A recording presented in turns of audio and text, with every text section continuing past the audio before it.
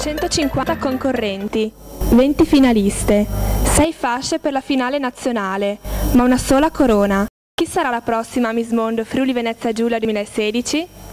Miss Mondo è un concorso che mette in gioco non soltanto la bellezza, ma anche i talenti. Infatti, durante la nostra permanenza a Gallipoli, 2 settimane, tutte noi ragazzi abbiamo potuto dimostrare le nostre qualità, chi nello sport, chi nella danza, chi nel canto e anche in passerella.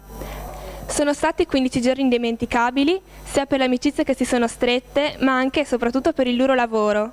Abbiamo fatto moltissimi servizi fotografici, prove in passerella e le prove per la finale nazionale. Auguro a tutte le finaliste un grosso in bocca al lupo e spero che possano vivere al meglio questa esperienza e tornare a casa con il sorriso.